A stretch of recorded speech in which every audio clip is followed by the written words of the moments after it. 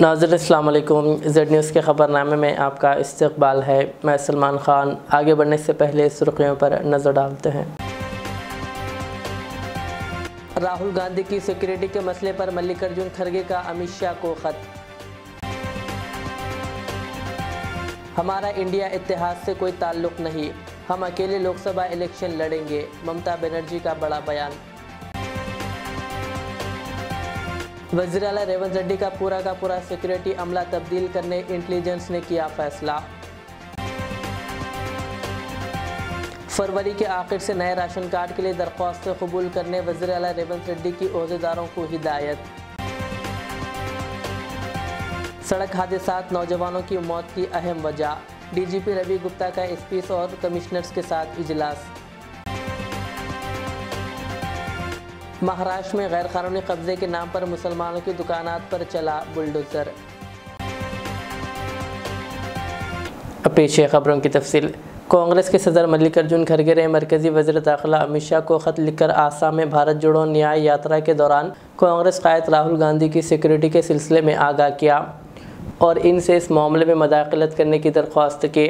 खड़गे ने अपने ख़त में 14 जनवरी को मणिपुर से शुरू होने वाली भारत जोड़ो न्याय यात्रा का जिक्र करते हुए कहा कि ये मार्च मुल्क के मुख्तलिफ़ हिस्सों में होता हुआ यात्रा का मकसद मुल्क के लोगों में इंसाफ और खैर सगाली को फ़रोग़ देना है। आसाम में यात्रा के दौरान दरपेश मसाइल का जिक्र करते हुए उन्होंने कहा कि कई मौक़ों पर आसाम पुलिस ने मनसूबाबंद तरीके से रुकावटें खड़ी की और बीजेपी के बेकाबू कारकुनों को राहुल गांधी के करीब पहुंचने दिया। सिक्योरिटी हसार तोड़ने के बहुत से शवाहिद होने के बावजूद किसी को गिरफ्तार नहीं किया गया और बहुत से मामलों की तफ्तीश अभी तक शुरू नहीं हुई। उन्होंने अमित शाह पर जोर दिया कि वो वज़ीर आला हेमंत बिस्वा शर्मा और डीजीपी को हिदायत दे ताकि इस बात को यकीनी बनाया जाए कि ऐसा कोई वाक़या दोबारा ना हो। उन्होंने वज़ीर दाखिला पर जोर दिया कि वो इस मामले में मदाखलत करें और राहुल गांधी और इनकी यात्रा में इनके साथ आने वाले लोगों को मुकम्मल सिक्योरिटी फराहम करें। तृणमूल कांग्रेस की सदर व बंगाल की वज़ीर आला ममता बनर्जी ने चारशंबे के रोज़ ऐलान किया कि इनकी पार्टी रियासत में इत्तेहाद इंडिया का हिस्सा नहीं बनेगी और आने वाले लोकसभा इंतखाबात में तन्हा इलेक्शन लड़ेगी। ममता बनर्जी ने वर्धमान ज़िले से रवाना होने से कबल मीडिया से बात करते हुए ये बात कही। उन्होंने कहा कि हमारा इंडिया इत्तेहाद से कोई ताल्लुक़ नहीं है और हम रियासत की 42 लोकसभा सीटों पर अपनी ताकत के बलबूते पर इलेक्शन लड़ेंगे। उन्होंने कहा कि मेरा कांग्रेस से कोई ताल्लुक़ नहीं है, हम अकेले लड़ेंगे और ऑल इंडिया सतह पर इंतखाबात के बाद फैसला करेंगे। उन्होंने कहा कि तृणमूल कांग्रेस रियासत में कांग्रेस को 2 सीटें देना चाहती थी, लेकिन वो मज़ीद सीटें चाहती थी जो इनकी पार्टी को कबूल नहीं है। वज़ीर आला रेवंत रेड्डी के पूरे सिक्योरिटी अमले को तब्दील करने का इंटेलिजेंस ने फैसला किया है। बावसूख ज़राए के मुताबिक साबिक़ वज़ीर आला के चंद्रशेखर राव के पास काम करने वाले किसी भी एक ओहदेदार या मुलाजिम को रेवंत रेड्डी के पास ना रखने वज़ीर आला ऑफिस को इंटेलिजेंस ब्यूरो की हिदायत दी गई।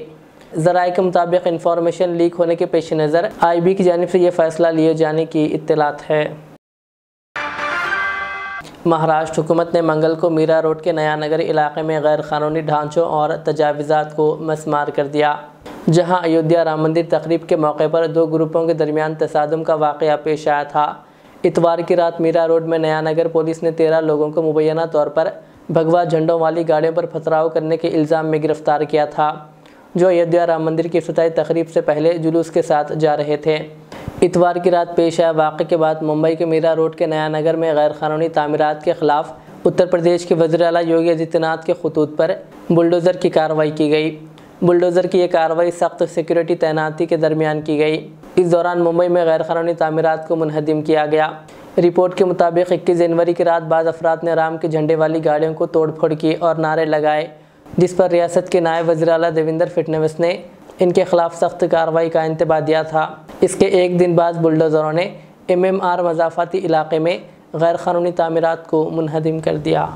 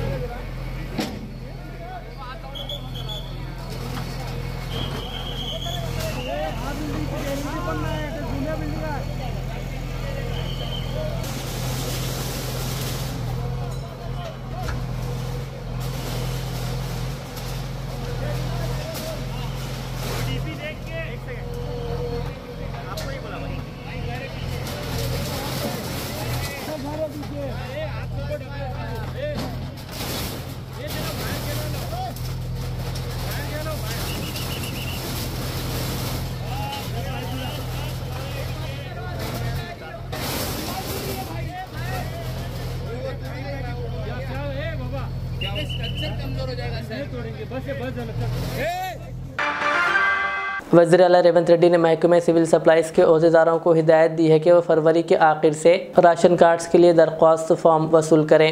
उन्होंने कहा कि प्रजा पालना प्रोग्राम के दौरान नए राशन कार्ड के मुतालिक 19 लाख से ज़ायद दरख्वास्तें मौसूल हुई थी।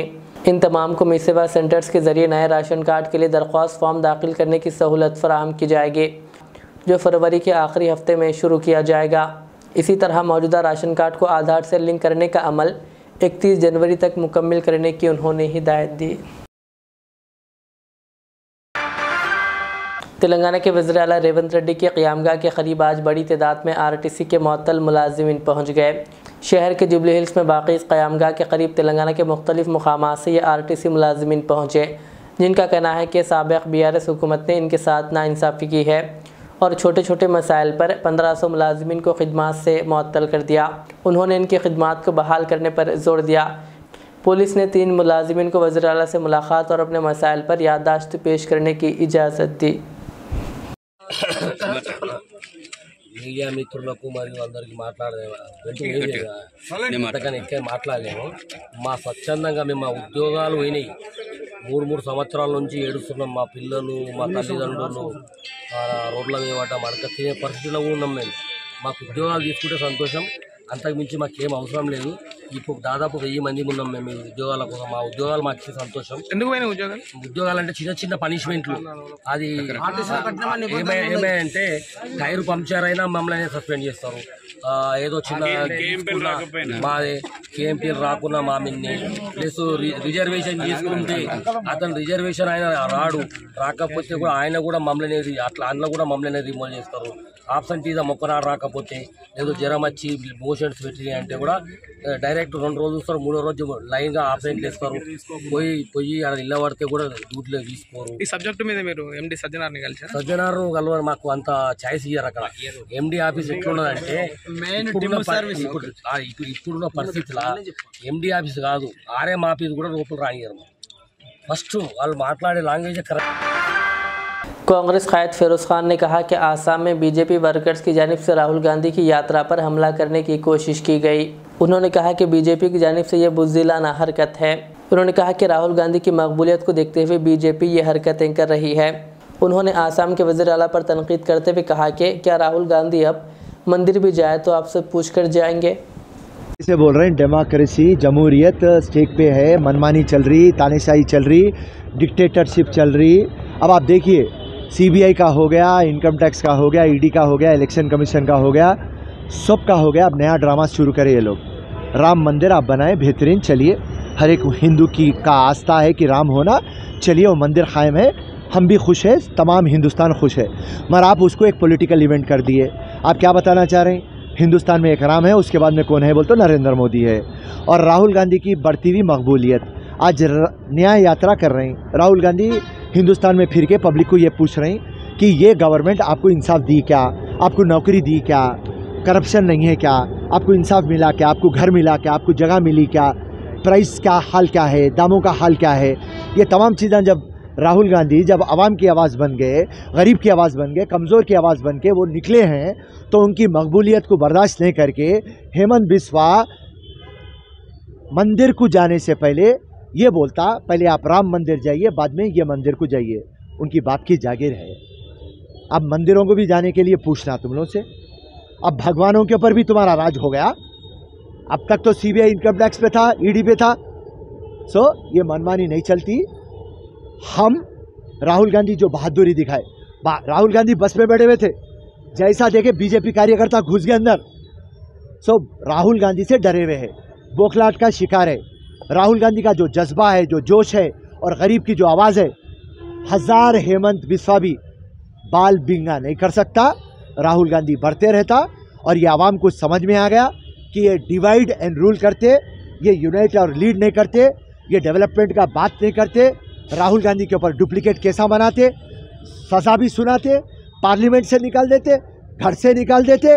मगर मैं एक बात बोल रहा हूँ पूरे BJP वालों को, तुम राहुल गांधी को घर से निकाल देंगे, पार्लियामेंट से निकाल देंगे, मगर हिंदुस्तान के अवाम के दिल से तुम कहाँ से निकाल पाओगे।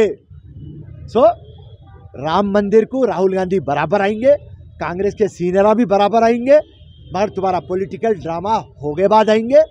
जिसको भी राम पे आस्था है बराबर आके राम का दर्शन करेंगे।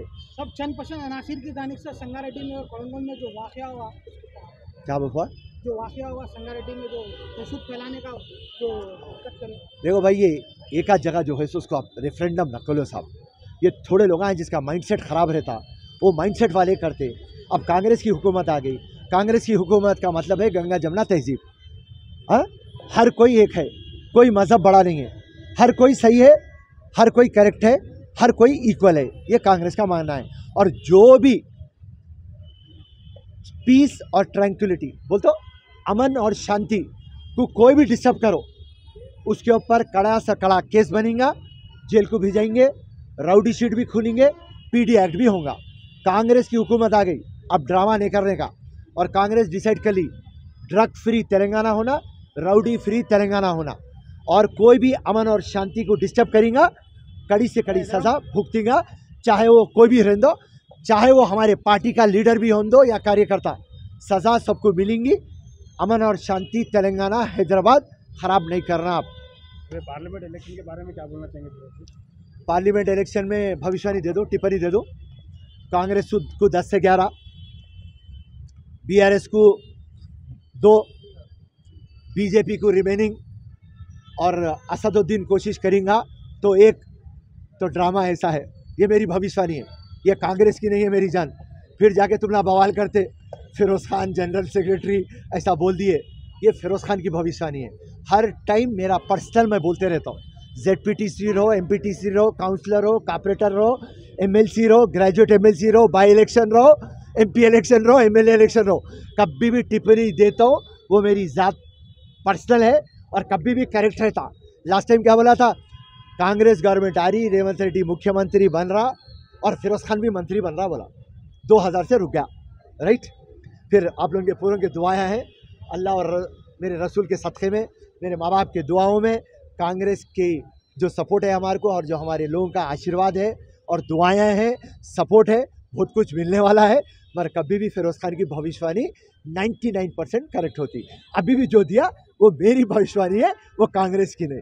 जय हिंद, जय कांग्रेस, जय रेवंत रेड्डी, जय राहुल गांधी।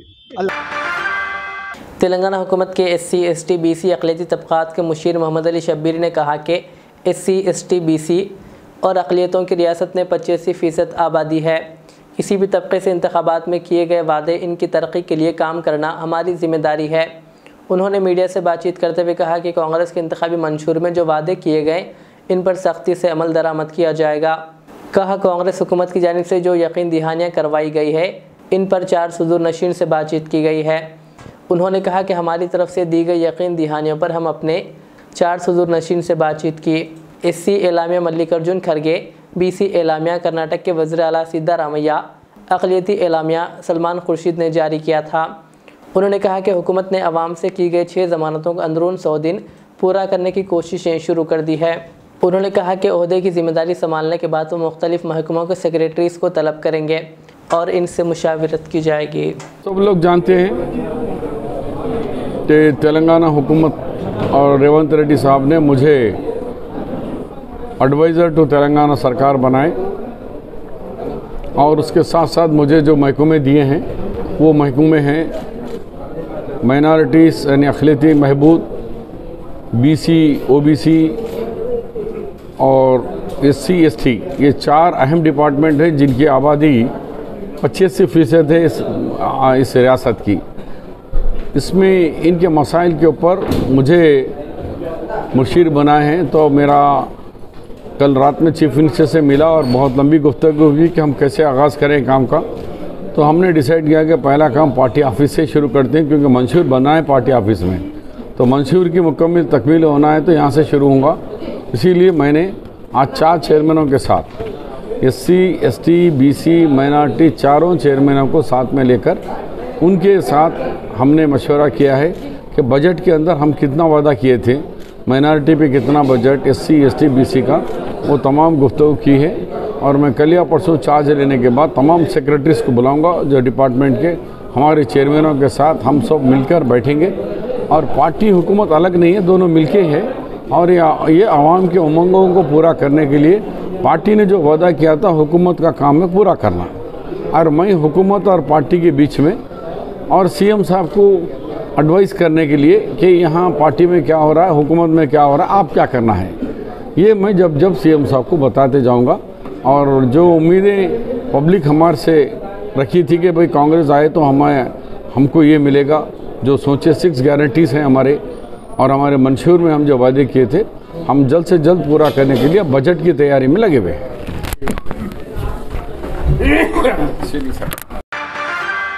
तेलंगाना के डीजीपी रवि गुप्ता ने तमाम अजला के एसपीस और कमिश्नरों को हिदायत दी है कि वो रोड सेफ्टी महीने को पूरी अहमियत के साथ मनाएं।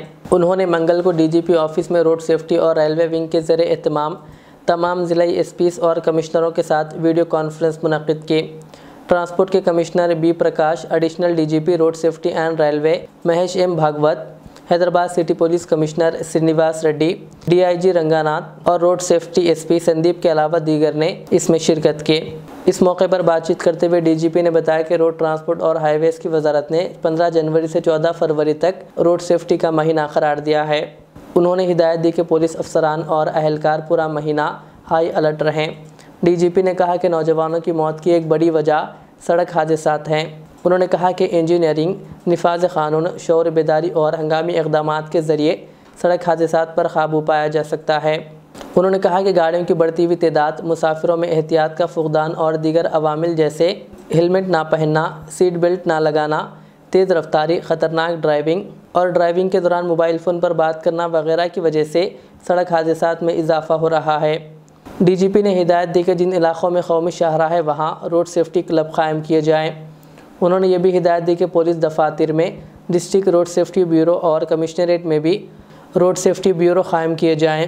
डीजीपी ने पुलिस अफसरान पर वाज़ेह किया कि इस तरह के इक़दामात सिर्फ इस महीने तक महदूद नहीं होना चाहिए, बल्कि तवील मुद्दती तौर पर भी इन पर अमल किया जाना चाहिए।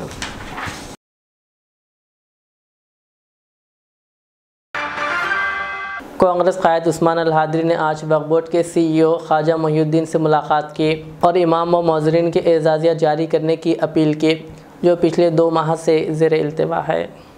अस्सलामु अलैकुम वरहमतुल्लाहि वबरकातुहू। तेलंगाना स्टेट के आइमा मौज़रीन के जो एजाज़िया है तकरीबन नवंबर दिसंबर के रुके हुए हैं, अभी तक जारी नहीं किए गए। इस सिलसिले में मैं इससे पहले जनाब उमर जलील साहब से बात किया, फिर आज भी नुमाइंदगी किया, तहरीरी तौर पर भी आज पेश किया हूँ।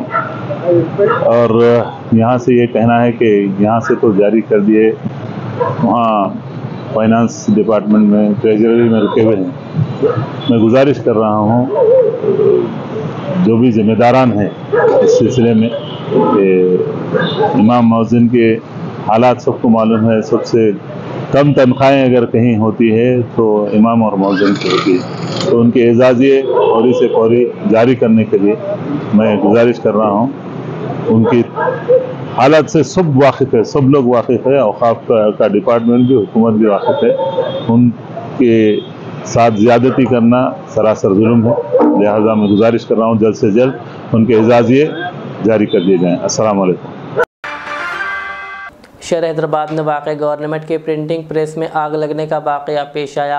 हुकूमत के टेक्स्ट बुक प्रिंटिंग प्रेस में आग लगने से लाखों रुपये मालियत की इमलाक जलकर खाकिस्तर हो गई। फायर हुक्काम ने बताया कि आग लगने के वाक़े के बारे में मुकामी पुलिस को कॉल मौसूल हुई थी और फायर फाइटर्स को मौके पर भेज दिया गया और फायर फाइटर्स ने पहुंचकर आग को काबू में किया। हुक्काम को शुबा है कि शॉर्ट सर्किट के बायस ये हादसा पेश आया, ताहम तहक़ीक़ात जारी है।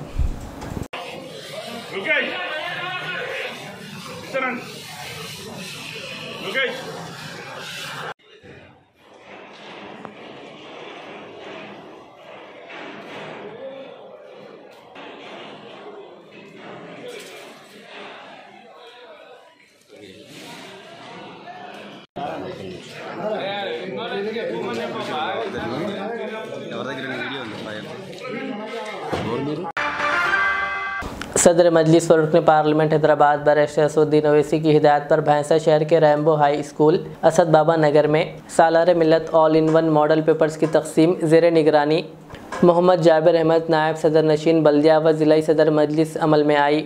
इस तकरीब का आगाज़ रेनबो स्कूल के तालिब इल्म की क़िरात कलाम पाक से हुआ, जिसमें मेहमान खुसूसी की हैसियत से MLC मिर्ज़ा रहमत बेग ने शिरकत की। इस मौके पर मोहम्मद जाबिर अहमद ने खिताब करते हुए कहा कि सालार मिल्लत ने ख्वाब देखा था जिसको बैरिस्टर असदुद्दीन ओवैसी और अकबरुद्दीन ओवैसी अंजाम तक पहुंचा रहे हैं। मिर्ज़ा रहमत बेग ने खिताब करते हुए कहा कि तालीम ही एक ऐसा हथियार है जिसको हासिल करते हुए तरक्की की मंजिल तक पहुंचा जा सकता है। तालीम के जेवर को मिल्लत के नौनिहालों तक पहुंचाने के लिए मजलिस की जानिब से हर साल सालार मिल्लत गाइड्स की तकसीम अमल में लाई जाती है। इस तकरीब में मजलिस के अरकान बल्दिया जिनमें फैज़ुल्ला खान सदर मजलिस भैंसा टाउन व फ्लोर लीडर बल्दिया, मोहम्मद आमिर अहमद काउंसलर व यूथ सदर, मोहम्मद अब्दुल माजिद, अब्दुल खादर बाबा, रहमत खान और दीगर की कैसी तादाद मौजूद थी। साहब ने उनको एक मसीह बनाकर दुआ में भेजा है और MLC बनने के बाद पहली मरतबा हमारे बंदे में आए हैं और हम उनकी तरफ से और हमारे की तरफ से उनका खैर मकदम करते हैं कि आपको जो सालार मिल्लत मॉडल पेपर हर साल दे रहे हैं उसका रिजल्ट भी बहुत अच्छा रहा। आप लोगों से मैं ख्वाहिश करता हूँ खास तौर पर हमारे बच्चियों से ये जो पेपर 6 सब्जेक्ट का एक मॉडल पेपर बना है इसका रिजल्ट बहुत अच्छा रहा है और यहाँ तक तो मुझे मालूम है निज़ामाबाद में भी और यहाँ पर भी स्टेट का फर्स्ट रैंक निज़ामाबाद में उसका साल आया था और इसके रिजल्ट में हमारे पैसा भी अच्छा था। आपको रिजल्ट आए आप लोग से ख्वाहिश करता हूँ कि ये किताब को आप अच्छी तरीके से पढ़िए। ये पूरे 6 सब्जेक्ट का एक मॉडल पेपर बना के आप लोगों को दे रहे हैं। ये 2005 से हयात थे। 91 में पूरे हैदराबाद में शुरू किए थे। उसके बाद जो है 1995 से हजलाओं में ये प्रोग्राम को शुरू करे हैं और आज तक भी अकबर साहब असद साहब की निगरानी में ये पेपर्स आप लोगों तक पहुँच रहे हैं और इंशाअल्लाह इसका रिजल्ट बहुत अच्छा आ रहा है। आप लोगों से मैं ख्वाहिश करता हूँ कि ये खासतौर पर हमारे बच्चियों से आप भैंसा शहर के संदेश कॉम्प्लेक्स में AR interiors decorative material and hardwares का अजीमुशान इफ्तिताह मोहम्मद जाबिर अहमद नायब सदर नशीन बल्दिया व भैंसा ज़िला मजलिसी सदर के हाथों अमल में आया, जहां मौलाना सैयद अब्दुल राफ़िक़ क़ासमी ने खैर बरकत के लिए दुआ की। इस इफ्तिताही तकरीब में शहर के मुख्तलिफ़ उलमा इकराम के अलावा मजलिस पार्टी के अरकान बल्दिया जिनमें फैज़ुल्ला खान टाउन सदर मजलिस व फ्लोर लीडर बल्दिया, मोहम्मद आमिर अहमद यूथ सदर Majlis, Mohammad Imtiyazul Haq advocate, Mohammad Abdul Majid town general secretary, Abdul Wakil, Abdul Salim, Mohammad Iftikharuddin और सैयद इरफान के अलावा शहर की मौजूद शख्सियात ने शिरकत करते हुए दुकान के मालिकीन मोहम्मद अब्दुल रहमान और अब्दुल जावेद की शालपोशी व गुलपोशी करते हुए इन्हें मुबारकबाद दी और नेक ख्वाहिशात का इजहार किया। इस मौके पर अब्दुल साजिद, अब्दुल वाजिद, अब्दुल मुजाहिद और दीगर ने तमाम मेहमानों का इस्तकबाल और शुक्रिया अदा करते हुए मज़कूरा मेहमानों की शालपोशी की।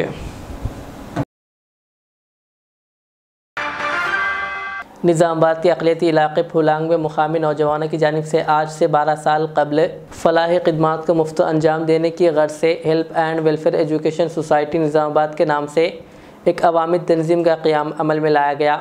इस मौजूदा तंजीम के नायब सदर नदीम अहमद की निगरानी में आज एक और अवामी कारनामा अंजाम देते हुए मोहल्ला फुलांग से ताल्लुक़ रखने वाले 5 बुज़ुर्ग शख्सियतों अब्दुल हलीम, शेख मंसूर अहमद, पाशा भाई, शेख अहमद और बशीर अहद को ज़िला महकमे womens and childrens welfare senior citizen Nizamabad officer Rasool Bi की हिदायत पर नदीम अहमद सोसाइटी नायब सदर के हाथों सीनियर सिटीज़न कार्ड की मुफ्त तक़सीम अमल में लाई गई।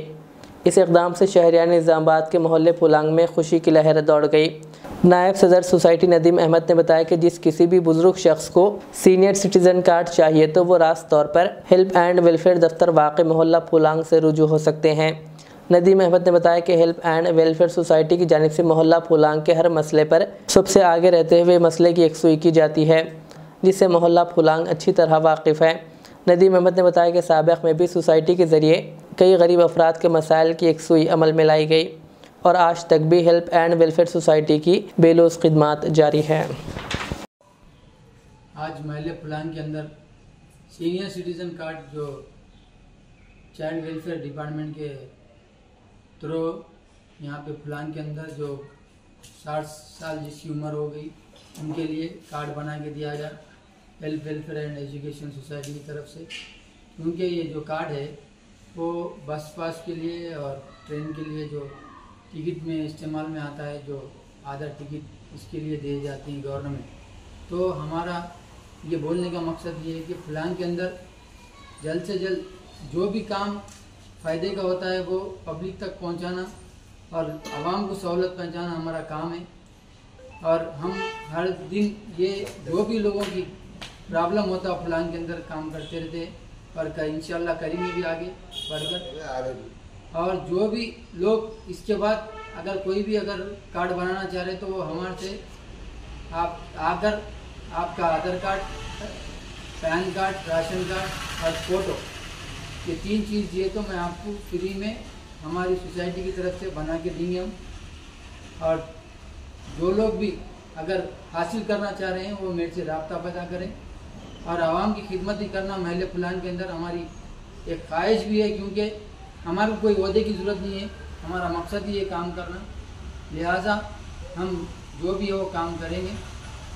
और जो भी लोग ये वीडियो देख रहे हैं उनसे अदबन गुजारिश कर रहा हूँ कि महल फलान के अंदर वो आके हमारे से मिले, ताकि आपको भी ये फ़ायदा हासिल हो कि गवर्नमेंट की तरफ से क्या क्या इस्तेमाल चल रहा है और किसको क्या फ़ायदा पहुँचाना चाहिए। और मैं जो भी ये काम कर रहा हूँ सिर्फ नाम के लिए नहीं कर रहा हूँ, काम के लिए काम कर रहा हूँ, क्या के फ़ायदा पहुँचे। अल्लाह। आखिर में सुर्खियाँ और एक बार।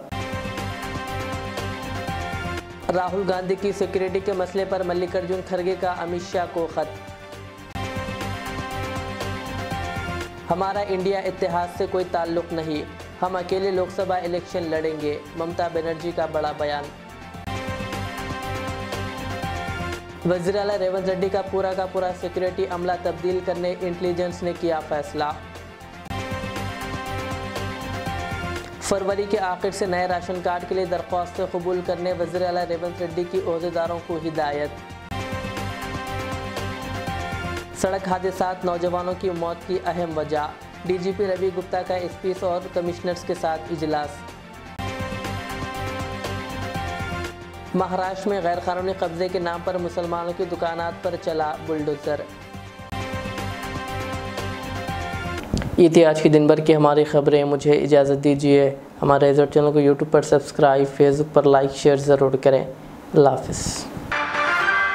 AK सिराज डेवलपर्स की शानदार पेशकश, जहांगीर पीर दरगाह से कुछ ही दूरी पर फार्मलैंड प्लॉट्स सिर्फ 5 और 7 लाख रुपए में 100 गज EMI की फैसिलिटी के साथ, आरामगढ़ से 35 किलोमीटर और शमशाबाद एयरपोर्ट से 22 किलोमीटर की दूरी पर, जदीद तर्ज जिंदगी की तमाम सहूलतों के साथ एक मुकम्मल शहर, gated community, BT road, electricity, footpath, children play area, Avenue plantation, clear title, spot registration, 100% vastu, 100% security और सेफ्टी के साथ 100, 200, 300, 400 और 500 गज के प्लॉट्स मौजूद हैं। MNC कंपनीज जैसे Natco pharma, LV Prasad eye institute, TNG, Johnson and Johnson, Wipro और Amazon के करीब बुकिंग जारी है। हमसे राब्ता करें। AK सिराज डेवलपर्स, आपके ख्वाबों का शहर, pillar number 259, back side SY function hall, Taj complex, 2nd floor, Attapur, RR district. Riyaz Islamic school, तालीमी मैदान में एक नया इनकलाब, इस्लामिक और मॉडर्न एजुकेशन की अजीम दरसगाह। 23 साल तजुर्बे के बाद तलबा और तालिबात के लिए रियाज इस्लामिक स्कूल पेश करता है हिफ्ज़ कुरान, नाज़िर कुरान, क़ायदे के अलावा नर्सरी ता 10वीं जमात तक के तालीम का बेहतरीन नज़्म। बच्चों के लिए हॉस्टल की सहूलत, मुस्तहिक़ तलबा के लिए खुसूसी रियायत, तलबा और तालिबात के लिए अलहदा क्लासेस के माकूल नज़्म, खुसूसी computer classes, hardware and software training, बच्चों में तहरीरी और तकरीरी सलाहियतों को उजागर करने के लिए हफ्तावारी प्रोग्राम, काबिल और मुशफ़िक़ असातिज़ा इकराम की निगरानी में बेहतरीन तालीम नज़्म। सुबह 8 बजे तक शाम 4:30 बजे दाखिले जारी हैं, उजलत कीजिए। Riyaz Islamic school, opposite lane, new SR petrol pump, Vattepally, Hyderabad.